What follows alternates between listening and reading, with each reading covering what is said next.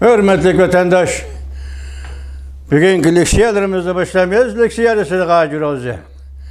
Bugünkü İslağı 2023 yıl 6. ayının 6. günü hepteki Seyşembe vatandaş. Bugün sizlerge sözleydik vaziyetimiz, mesela nime değmez, yani biraz biz kütüke yedin yirakrak mesela. Yakında aytdık, Amerika Qo'shma Shtatlarining 3 nafar yuqori darajalik amaldori Jungoni Beijingni ziyorat qildi. Ziyorat davomida suhbatlashdi va o'rinlashtirdi degandek. Chunki suhbat bek uzardi. 2,5 yildan beri prezident Joe Biden hukumati Jungo hukumati bilan suhbat qilib kelyapti.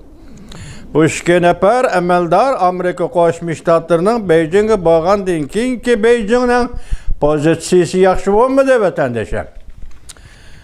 Pozitsiyasi yaxshi bo'lmadi bu bir vaziyat. Uning ustiga andan bugungi xabarlarimizda yoki leksiyalarimizda Singapur Shangri-La yig'iniga oid bir parcha leksiya so'zlaymiz vatandaşım. Undan keyin vaziyatga aloqador Ukraina Prezidenti Zelenskiyning yaqinda Baxmut va Baxmut shahri atrofidagi rayonlarda shiddatli jang qilayotgan Ukrainaning ofitser jangchilariga yo'llagan bir parcha salami. O'shalarni qo'shib sizlarga bugun leksiya qilib so'zlaymiz vatandoshlar.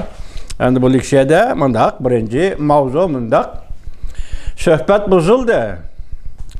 Amerika Qo'shma Shtatlari qisqacha bayonot e'lon qildi. Jungo taraf jim turib oldi. Mavzuli xabar 6 ayning 6 kuni Vanvetor betida e'lon qilindi. Xabar mundaq boshlandi. Beijing vaqti 6 ayning 5 kuni tushdan keyin Amerika Qo'shma Shtatlari Davlat Mahkamasi Osiyo Tinch okean ishlari bo'yicha yordamchi davlat ishlar kotibi Daniel Kirtenberg Aqsaray Davlat bexatarlik komiteti Jungo ishlari va Tayvan ishlari bo'yicha yuqori darajalik mudiri Sara Beren, Jungoning ma'mur tashqi ishlar ministri Ma Chaoshu bilan ko'rishdi. Beijingda ko'rishdi. Amerika taraf e'lon qilgan bayonotga asoslanganda Amerika bu davlatning manfaati qimmat qarashlarini qo'g'daydi deb ko'rsatdi. Amerika bu davlatning manfaatini va qimmat qarashlarini qo'g'daydi deb ko'rsatdi. Bayonotga asoslangan ikki taraf Amerika, ya'ni Jungo taraf o'rtasidagi ixtiloflar zo'r bo'lib, o'rtaq nuqtani izlab topolmagandek ko'rinadi. Kishilar Amerika Jungo munosabati texmi yomonlashadi deb ansirashga boshladi. Amerika Qo'shma Shtatlari Davlat Mahkamasining bir parcha bayonotida mundaq ko'rsatildi. Ikki taraf, ya'ni Jungo Amerika samimiy, unumga boy muhokama elib bordi. Bu munosabat aloqa yo'llarini ochib etib, ikki taraf yaqindan beri elib borgan yuqori qatlamda diplomatik so'zlashlarni davomlashtirishning bir qismi edi. Bayonotda yana Amerika davlat manfaatini va qimmat qarashlarini qo'g'daydi deb ko'rsatildi. Amerika amaldorlari aniq qilib mundaq ko'rsatdi. Amerika raqobatga aktiv qatnashadi. Amerikaning manfaati va qimmat qarashlarini qo'g'daydi deb ko'rsatdi bayonotda. Odatda bayonot qancha qisqa bo'lsa, masalaning shuncha ko'pligini ko'rsatib berdi. Diplomatik iboralardagi samimiy va unumlik muhokama qildik degan iboralarning ma'nosi ikki tarafning o'rtasida ixtilof zo'r. O'rtaq nuqtani izlab topolmadik deganlikdir. Ta hozirgacha Jungo taraf ko'rishishning jarayonini e'lon qilmadi.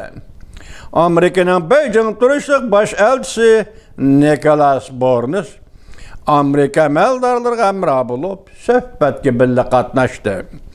Baş elçi Burns səni mındaq görsətdi.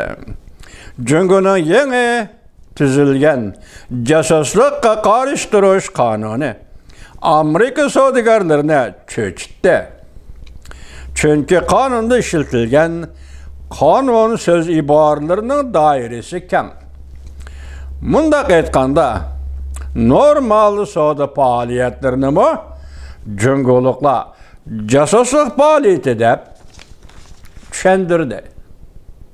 Gördünüz vatandaş, siz biz ümit var ki devlet oturursun münasebet yirikleşmezlik gerek. İllik ve dastanı keyfiyet işi tamamlanış gerek. Cihanın zaruriyeti şu, cihanın talepleri şu.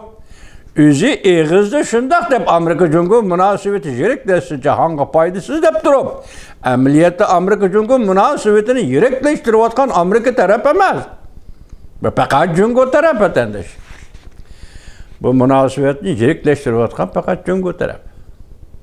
Bu kıtım Amerika'nın işki nefer yokur dercilik amaldarının Beijing'e berişi yani vakit tizlikidin bir tahirsiz naiti ciddi aldı barğan da paraz qilishqi buludu vatandaş. Lekin bu işki nefer yokur dercilik amaldarının nimi deyigenligi, nimi doğru sözleşkenligi enek emas, lekin amalga qarasınız, derecege qarasınız. Birinci Daniel Kertenberg Asya Tinch Okean işleri boyunca yardımcı devlet işlakat. Obraz, nopoz, mertebege dikkat kılan vatandaş. İşkense Aksaray yeni tayinlengen Sarah Brown Aksaray Bexaterlik Komiteti Cungu işleri Tayvan işleri yukarı derecelik emeldar. Bunu da siz görüp alalayız vatandaşı. Bu çıkaşkarı. Bir yerde sözleşilen mesele Tayvan boğuzu meselesi yine başka mesele ayrım alda. Sözleşilen mesele Asya işleri Tinch Okean, Hindi Tinch Okean işleri meselesi. Hazır buluvatka işlemezsen Cumhur'un her bir igvagarçılığı, siyaset igvagarçılığı ama işlerin hemisi koşkanda Amerika'nın birden-bir meydan pozisyonu takınıştın hali bulaylı. Soğuk münasebetle uğraştın hali bulaylı. Biz meselelerini tiç yoluyla, söz ile, diyalog ile hal kılaylı. Ama şu dercigi yetti. Endi Amerika tarafından ameli hareketi silahı sözlep bulduk vatandaşım. Yakında Amerika Koşmuş Ştatlarının Detroit şehirde açılgan 14 devlet. Şimdi Tinch Okean satıram kişi.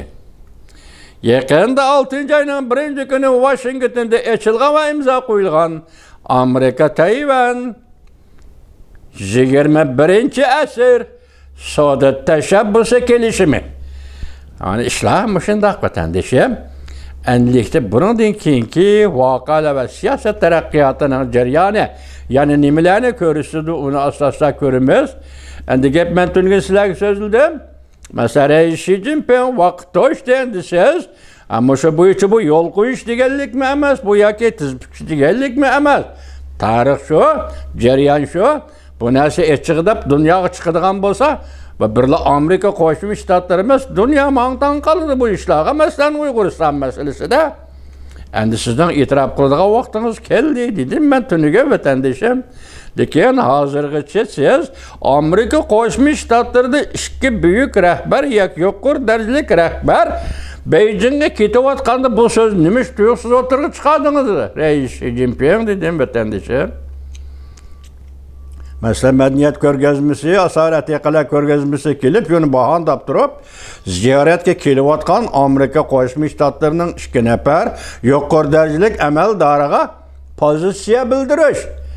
Bu kıtımkı söhbetki pozisiya bildiriş. Yaki iki nefer emeldarının bu kıtımkı orullaştırışıga pozisiya bildiriş. Muşu noktadan Xi Jinping tünügün medeniyet körgezmesi ve annenevi nime vatan birliği ve Cumhuriyet Milletleri Birliği ailesi falan pistan diyen sözlerini sözleşten özüge karısınız vatandaş. Bu kıtım Beijing'de ötküzülüdüğün muhakim bolsun, söhbet bolsun, uğurlaştırış bolsun balki hal qilg'uch bir davrga yetib kelayotganligini shuningdan ko'rasiz vatandosh. Nemishqa jo'na qo'shni ifoda bildi degan gap bu. Aşkara diplomatiya yolları arkalık dünya tağılımısı mı, medeniyet körgezmesi arkalık nemi vatanın birliği, nemi Cumhuriyet Milletleri ailesi. Bu diğerlerini götürüp çıkıştan önce Amerika'dan kelivatkan diplomatlara cevap verişinin ya ki cevap kaytırışının bir xil şekli. Bunun cevaben Amerika Koşmuş Ştatları Devlet Mahkemesi ilan kılgan bayanatı da Amerika devlet menfaatini qo'g'daydi. Amerika qimmat qarashlarni, o'zining qimmat qarashlarini, jumladan bu qimmat qarashi vakilli xarakterda dunyoning qimmat qarashi bo'lib hisoblansa, Amerika bu qimmat qarashlarni qo'g'daydi. Amerikaning bergan javobi mana, ana bundan keyingi vaziyatning taraqqiyoti qaraysiz vatandosh.